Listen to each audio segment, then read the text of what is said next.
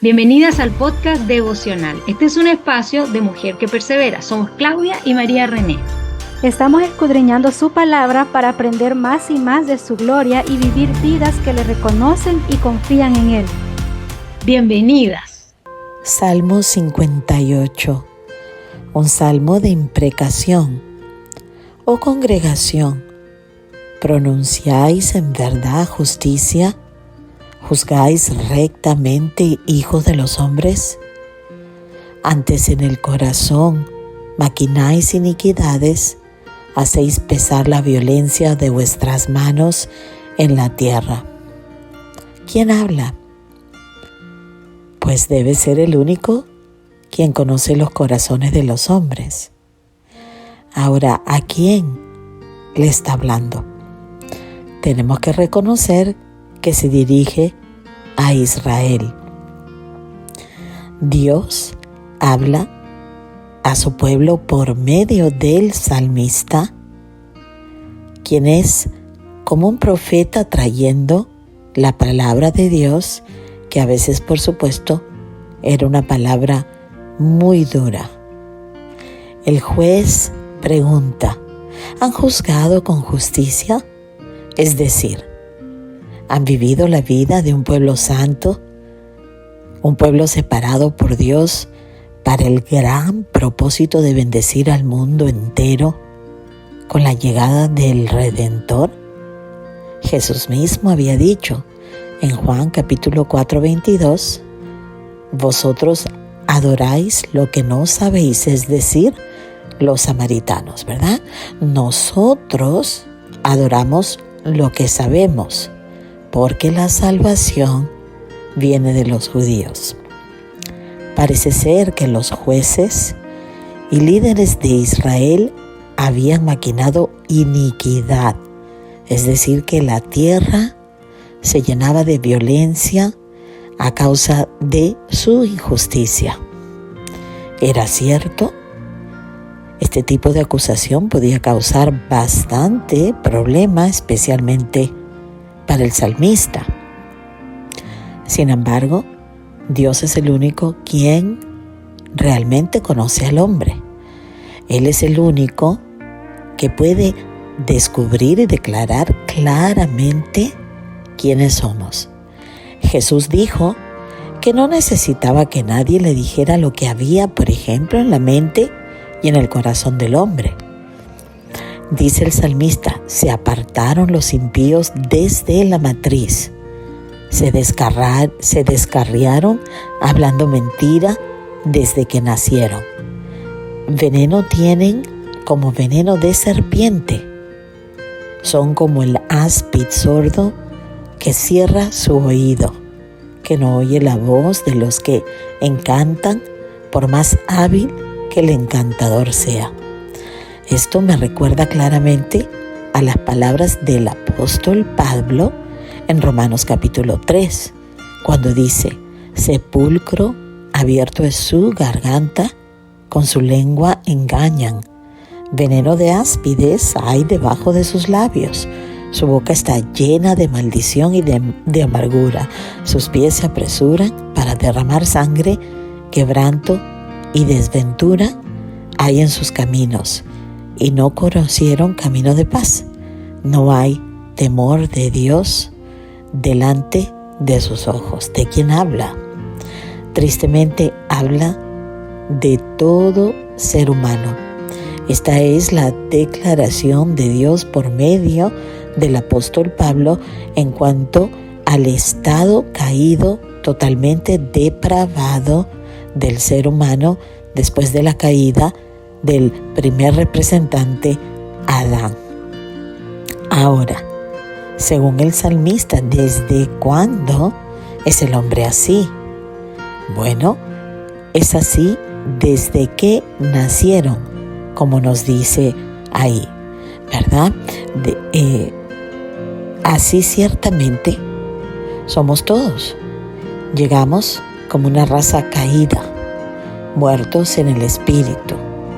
Y como la palabra nos revela que Dios es espíritu, luego entendemos que el hombre natural no puede percibir lo espiritual porque hay que percibirlo de manera espiritual, ¿no es cierto? Entonces el hombre natural, que nace muerto en el espíritu, no puede venir a Dios porque no quiere buscar el camino de Dios, quiere su propio camino. ¿Qué podemos hacer si es que ya nacemos así? Si es que venimos con el ADN corrupto. Bueno, aquí es cuando entendemos la conversación de Jesús con Nicodemo, registrada en Juan capítulo 3. Jesús le dice, hay que nacer de nuevo. Cuando Nicodemo pregunta, ¿qué debo hacer para entrar en el reino de Dios?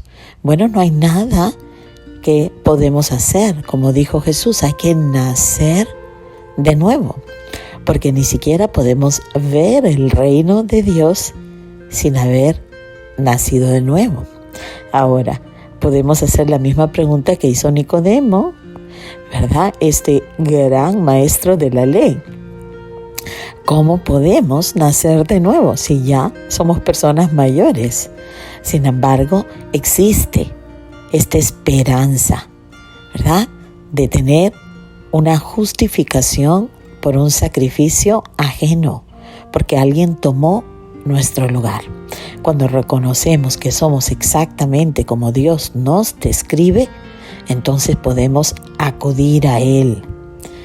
Reconocemos que estamos descubiertos, que estamos desnudos, tal como quedó Adán al pecar, registrado en Génesis capítulo 3. Y necesitamos, como dice el resto de la Biblia, el ser revestidos de justicia, es decir, revestidos de la gloria que teníamos al principio.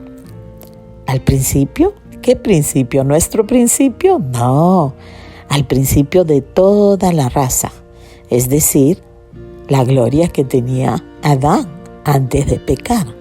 Tristemente él perdió la gloria y nosotros, al ser parte de la raza humana que él mismo representa, necesitamos volver a nacer, necesitamos otro representante, es decir, el mejor y postrer Adán, nuestro Señor Jesucristo.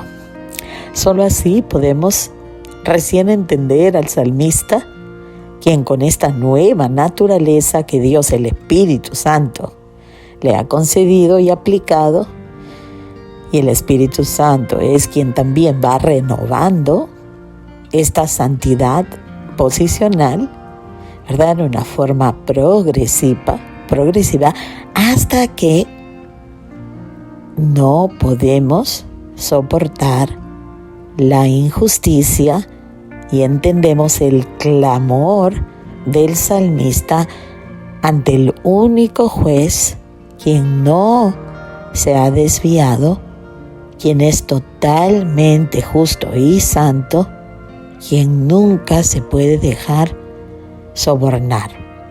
Es a Él a quien clama el salmista ahora y dice, oh Dios, quiebra sus dientes en sus bocas, quiebra, oh Jehová, las muelas de los leoncillos. Son imágenes de estos jueces injustos que tristemente representan a todo hombre caído, quien va creciendo en su pecaminosidad y se vuelve como un ejemplo terrible de lo que es un pecador sin control, sin la salvación.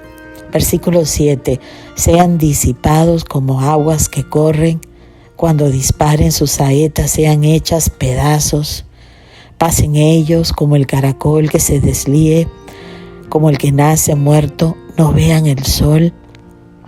Antes que vuestras ollas sientan la llama de los espinos, así vivos, así airados, los arrebatará el Dios, ¿verdad? Con tempestad. Se alegrará ahora sí el justo cuando viera la venganza. Sus pies lavará en la sangre del impío. Entonces dirá el hombre redimido, hermanas, Ciertamente hay galardón para el justo, aquel que ha sido justificado por medio del sacrificio sustitutivo vicario de nuestro Señor Jesucristo, por gracia y no por obras, mediante la fe. Ciertamente hay Dios que juzga en la tierra. Amén.